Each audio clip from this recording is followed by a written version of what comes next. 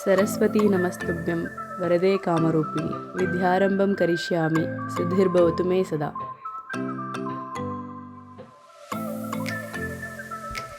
ಎಲ್ರಿಗೂ ನಮಸ್ಕಾರ. ನಾವು ಈ ದಿವಸ ನನ್ನ ಮಗ ಉತ್ಕರ್ಷ್ಗೆ ಅಕ್ಷರಾಭ್ಯಾಸ ಮಾಡಿಸ್ಲಿಕ್ಕೆ ಶೃಂಗೇರಿಗೆ ಹೊರಟಿದ್ದೀವಿ. ಉತ್ಕರ್ಷ್ಗೆ 3 ಇಯರ್ಸ್ 3 ಮಂತ್ಸ್ ಆಗಿದೆ. ಸ್ಕೂಲ್ಗೆ ಅಡ್ಮಿಷನ್ ಆಗಿದೆ. ಸ್ಕೂಲ್ಗೆ ಹೋಗೋಕ್ಕೆ ಮುಂಚೆ ಅಕ್ಷರಾಭ್ಯಾಸ ಮಾಡಿಸ್ಬೇಕಂತ ಹೇಳಿ ಹೊರಟಿದ್ವಿ. ಮನೆ ರಾತ್ರಿ 10 ಗಂಟೆಗೆ ಬಿಟ್ವಿ.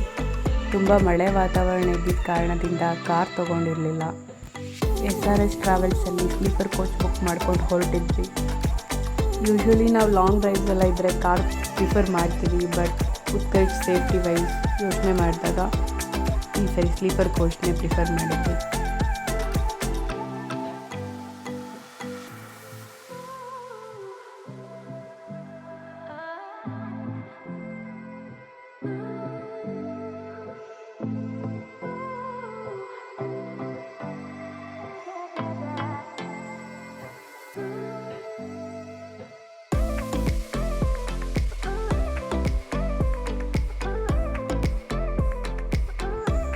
ಇಲ್ಲಿ ನಿಮ್ಗೆ ಕಾಣಿಸ್ತಾ ಇರೋ ದೇವಸ್ಥಾನ ಬಂದು ಅಡಕಮಾರನಹಳ್ಳಿ ಆಂಜನೇಯ ಸ್ವಾಮಿ ದೇವಸ್ಥಾನ. ರಾತ್ರಿ 10:30 11 ಗಂಟೆಗೆ ಬೆಂಗಳೂರಿಂದ ಹೊರಟಿದ್ದಕ್ಕೆ ಬೆಳಗಿನ ಜಾವ 6:30 7 ಗಂಟೆ ಅಷ್ಟರಲ್ಲಿ ಚಿಕ್ಕಮಗಳೂರು ಹತ್ತತ್ರ ಶೃಂಗೇರಿ ರೀಚ್ ಆದ್ವಿ. ಒಂದೊಳ್ಳೆ ನಿದ್ದೆ ನಂತರ ಆಚೆ ಕಿಟಕಿನಲ್ಲಿ ನೋಡಿದ್ರೆ ಪ್ರಕೃತಿ ಮಡಿಲರಿದ್ವಿ. ನಿಜ ಹೇಳಬೇಕು ಅಂದರೆ ಶಿವಮೊಗ್ಗ ಶೃಂಗೇರಿ ಇಲ್ಲೆಲ್ಲ ಜೀವನ ಮಾಡೋ ಜನಗಳು ತುಂಬಾ ಪುಣ್ಯ ಮಾಡಿದ್ರು. ಬೆಂಗಳೂರು ಸಿಟಿ ಜಂಜಾಟದ ಮಧ್ಯ ಜೀವನ ಮಾಡೋ ನಮ್ಗಳಿಗೆ ಈ ಜಾಗಕ್ಕೆ ಹೋದರೆ ಸ್ವರ್ಗನೇ ಕಣ್ಮುಂದೆ ಬಂದಂಗೆ ಅನಿಸುತ್ತೆ.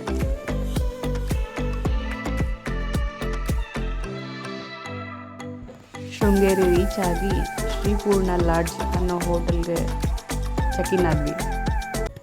9:30 ಅಷ್ಟರಲ್ಲಿ ಫ್ರೆಶ್ ಅಪ್ ಆಗಿ ದೇವಸ್ಥಾನದ ಹತ್ರ ಹೊರಟ್ವಿ. ಶೃಂಗೇರಿ ಶಾರದಾ ಪೀಠ ದೇವಸ್ಥಾನ ಚಿಕ್ಕಮಗಳೂರು ಡಿಸ್ಟ್ರಿಕ್ಟಲ್ಲಿ ಬರುತ್ತೆ. 1200 ವರ್ಷಗಳ ಹಳೆಯ ಕಾಲದ ದೇವಸ್ಥಾನ ಇದು.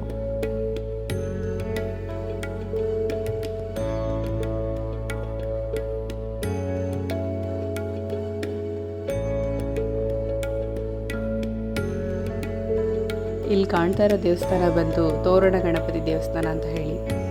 ಮನೆ ಬಾಗಿಲಿಗೆ ಯಾವ ರೀತಿ ತೋರಣ ಹಾಕ್ತೀವೋ ಆ ರೀತಿ ಗಣೇಶನ ವಿಗ್ರಹ ಇಲ್ಲಿ ಕಾಣುತ್ತೆ. ಈ ದೇವಸ್ಥಾನ ಬಂದು ಆದಿಶಂಕರಾಚಾರ್ಯ ದೇವಸ್ಥಾನ.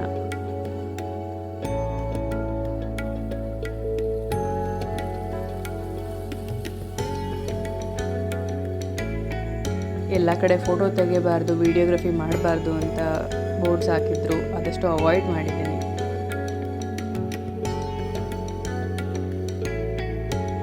ಇದು ಬಂದು ಶಾರದಾಂಬ ಟೆಂಪಲ್.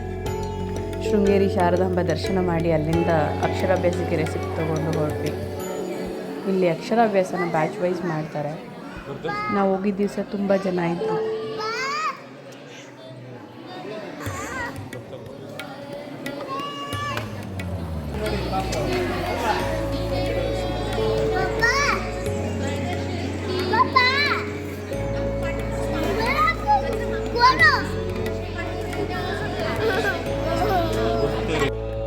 ಉತ್ಕರ್ಷ್ಗೆ ಅವ್ರ ಅಪ್ಪನ ಮಡ್ಲಲ್ಲಿ ಕೂರಿಸಿ ಅಕ್ಷರಾಭ್ಯಾಸ ಮಾಡಿಸ್ಬೇಕು ಅಂತ ನನಗೆ ತುಂಬಾ ಇಷ್ಟ ಆಯಿತು.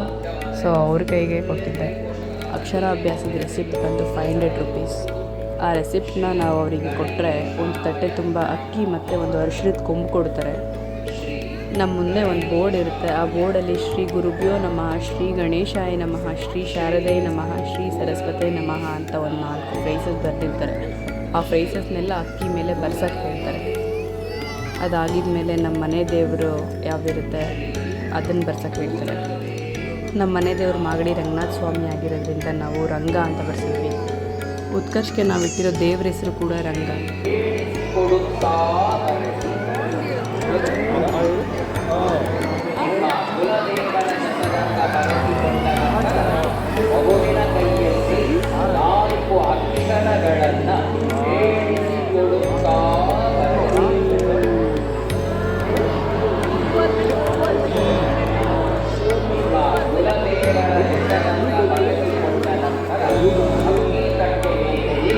ಮಗುವಿನ ಕೈಯಲ್ಲಿ 4 ಅಕ್ಷರಗಳನ್ನು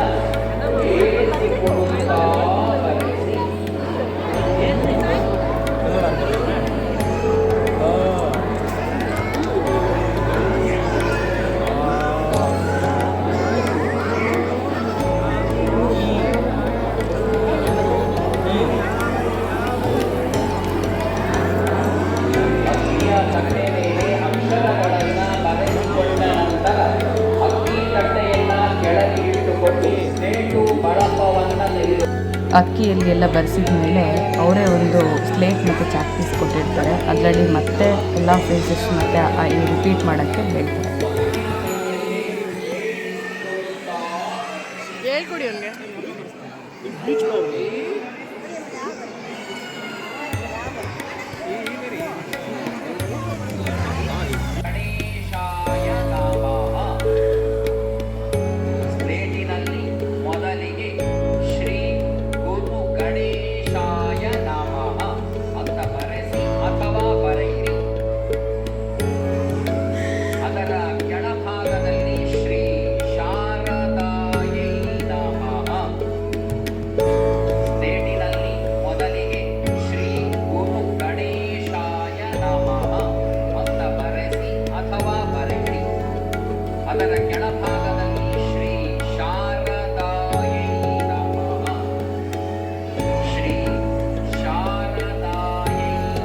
ಸ್ಲೈಟಲ್ಲಿ ಇನ್ನೊಂದು ಸ್ವಲ್ಪ ಸ್ಪೇಸ್ ಇದ್ದ ಕಾರಣದಿಂದ ನಾವು ಅಪ್ಪ ಅಮ್ಮ ಅಂತ ಕೂಡ ಬರ್ಸಿದ್ವಿ.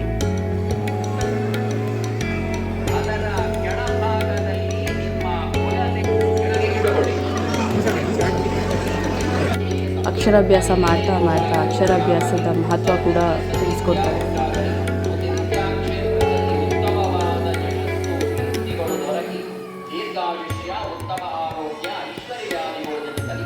ವಿಶೇಷವಾಗಿ ತಂದೆ ತಾಯಿ ಮತ್ತು ಗುರು ಹಿರಿಯರಲ್ಲಿ ಗೌರವ, ದೇವರಲ್ಲಿ ಭಕ್ತಿ ಮತ್ತು ನಂಬಿಕೆ ಸದಾಕಾಲ ಇರುವ ಹಾಗೆ ಕಾಪಾಡಲಿ.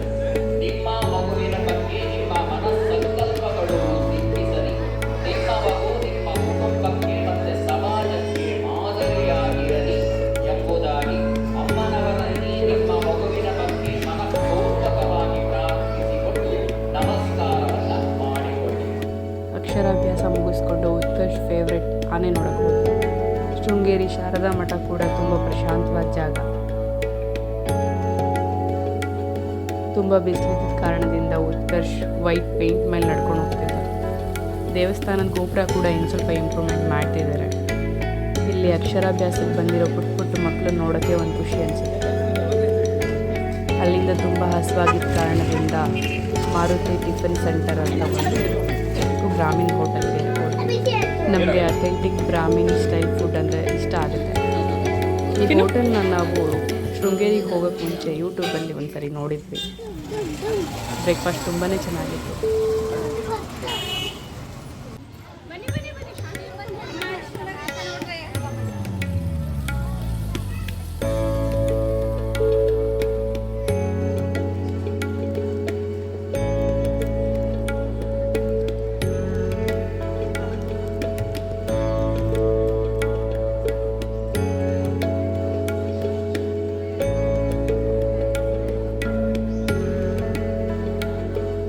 ಶೃಂಗೇರಿ ಶಾರದಾ ಪೀಠವನ್ನು ಅದ್ವೈತ ತತ್ವಶಾಸ್ತ್ರದ ಪ್ರತಿಪಾದಕರಾದ ಆದಿಶಂಕರಾಚಾರ್ಯರು ಸ್ಥಾಪಿಸಿದ್ದಾರೆ. ಇಲ್ಲಿ ಕಾಣ್ತಿರೋ ದೇವಸ್ಥಾನ ಬಂದು ವಿದ್ಯಾಶಂಕರ ದೇವಾಲಯ. ಇದು ತುಂಬ ಪುರಾತನವಾದ ದೇವಸ್ಥಾನ. ಈ ದೇವಸ್ಥಾನವನ್ನು ಚೋಳ, ದ್ರಾವಿಡ, ನಾಗರ ಮತ್ತು ಚಾಲುಕ್ಯ ಶೈಲಿಯಲ್ಲಿ ಸಂಯೋಜಿಸಲಾಗಿದೆ. 8ನೇ ಶತಮಾನದಲ್ಲಿ ಶಂಕರಾಚಾರ್ಯರು ನಿರ್ಮಿಸಿದ 4 ಪ್ರಮುಖ ಮಠಗಳಲ್ಲಿ ಶೃಂಗೇರಿ ಶಾರದಾ ಪೀಠ ಮೊದಲನೆಯದು. ಇದನ್ನು ದಕ್ಷಿಣಾಮ್ನಾಯ ಪೀಠ ಅಂತ ಕರೀತಾರೆ.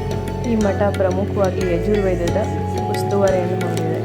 ಪ್ರಮುಖವಾಗಿ ನವರಾತ್ರಿ ಸಂದರ್ಭದಲ್ಲಿ ಶಾರದಾ ದೇವಿಗೆ ಚಂಡಿಕಾ ಹವನ, ರಥೋತ್ಸವ, ಕುಂಕುಮಾರ್ಚನೆ, ಚಿನ್ನದ ರಥ ಮುಂತಾದ ಸೇವೆಗಳನ್ನ ಇಲ್ಲಿ ಮಾಡ್ತಾರೆ.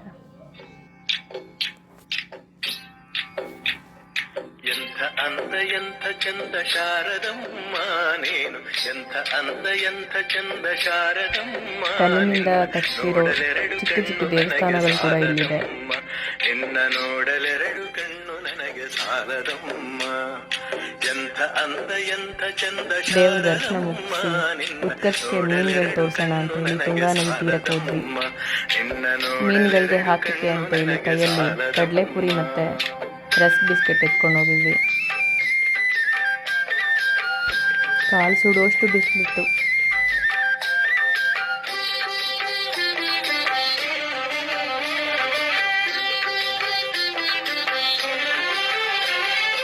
ಇನ್ನು ಇನ್ನು ನೋಡುವ ಆಸೆ ತುಂಬಿತಮ್ಮ, ಇನ್ನು ಕೋಟಿ ಜನ್ಮ ಬರಲಿ ನನಗೆ ಸಾಲದಮ್ಮ. ಇನ್ನು ಇನ್ನು ನೋಡುವ ಆಸೆ ಕೋಟಿ ಜನ್ಮ ಬರಲಿ ಮೀನುಗಳಿಗೆ ನನಗೆ ಕಡಲೆಪುರಿ ಮತ್ತು ಬಿಸ್ಕೆಟ್ ಹಾಕ್ತಾ ಹಾಕ್ತಾ ಉತ್ಕರ್ಷ್ ತುಂಬಾ ಎಂಜಾಯ್ ಮಾಡ್ದ. ಕುಣಿಯಿತಮ್ಮ ನಿನ್ನ ಅಭಯ ಹಸ್ತ ನೋಡಿ ಜೀವ ಕುಣಿಯಿತಮ್ಮ ನಿನ್ನ ಪಾದ ಕಮಲದಲ್ಲಿ ಶಿರವು ಭಾಗಿತಮ್ಮ ನಿನ್ನ ಪಾದ ಕಮಲದಲ್ಲಿ ಶಿರವು ಭಾಗಿತಮ್ಮ ಎಂಥ ಅಂದ ಎಂಥ ಚಂದ ಶಾರದಮ್ಮ ನಿನ್ನ ನೋಡಲೆರಡು ಕಣ್ಣು ನನಗೆ ಸಾಲದಮ್ಮ ನಿನ್ನ ನೋಡಲೆರಡು ಅಲ್ಲೇ ನದಿ ತೀರದಲ್ಲಿ ಸಪ್ಪೇಶಂಕರ ಲಿಂಗ ಅಂತ ಹೇಳಿ ಒಂದು ಚಿಕ್ಕ ದೇವಸ್ಥಾನ ಇದೆ. ಈ ದೇವಸ್ಥಾನದ ವಿಶೇಷತೆ ಏನು ಅಂತ ಹೇಳಿದ್ರೆ, ಆದಿ ಶಂಕರಾಚಾರ್ಯರು ಒಂದ್ಸಾರಿ ದಿಗ್ವಿಜಯ ಯಾತ್ರೆಗೆ ಅಂತ ಹೇಳಿ ಶೃಂಗೇರಿಗೆ ಬಂದಿದ್ದಾಗ ಈ ತುಂಗಾ ನದಿ ತೀರದಲ್ಲಿ ಒಂದು ಹಾವು ಬಿಸಿಲಿನ ತಾಪದಿಂದ ಬಳಲ್ತಿದ್ದ ಒಂದು ಕಪ್ಪೆಗೆ ತನ್ನ ಹೆಡೆ ಬಿಚ್ಚಿ ನೆರಳು ನೀಡಿತಂತೆ. ಆ ಒಂದು ದೃಶ್ಯನ ನೋಡಿದ ಆದಿ ಶಂಕರಾಚಾರ್ಯರು ಪರಸ್ಪರ ಶತ್ರುಗಳಾಗಿದ್ದರೂ ಕೂಡ ಪ್ರೀತಿಯಿಂದ ಬಾಳೋ ಈ ಕ್ಷೇತ್ರ ತುಂಬ ವಿಶೇಷ ಅಂತ ಹೇಳಿ ಹೊಗಳಿದ್ರು.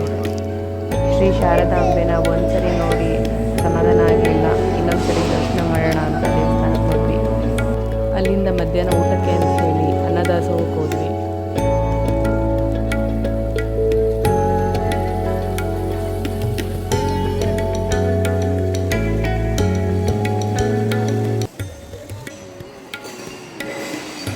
ಊಟದ ವ್ಯವಸ್ಥೆ ತುಂಬ ಅಚ್ಚುಕಟ್ಟಾಗಿ ತುಂಬ ರುಚಿಯಾಗಿತ್ತು.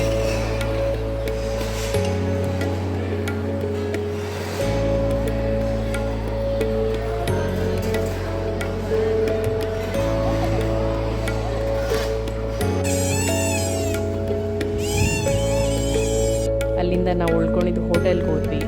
ಸ್ವಲ್ಪ ಹೊತ್ತು ರೆಸ್ಟ್ ಮಾಡಿ ಏನಾದರೂ ಶಾಪಿಂಗ್ ಮಾಡೋಕ್ಕೆ ಸಿಗ್ಬೋದಾ ಅಂತ ಹುಡ್ಕೊಂಡು ಹೋದ್ವಿ. ಸಾಯಂಕಾಲ ಶೃಂಗೇರಿ ಸುತ್ತಮುತ್ತ ಇರೋ ಬೀದಿಗಳನ್ನೆಲ್ಲ ಓಡಾಡ್ಕೊಂಡು ಬಂದ್ವಿ. ಬ್ಯಾಂಗ್ಳೂರಿಗೆ ರಾತ್ರಿ ರಿಟರ್ನ್ ಆಗೋಕ್ಕೆ ಬಸ್ ಬುಕ್ ಮಾಡಿದ್ರಿಂದ 8 ಗಂಟೆಗೆ ನಾವು ಅಲ್ಲಿಂದ ಹೊರಟ್ವಿ.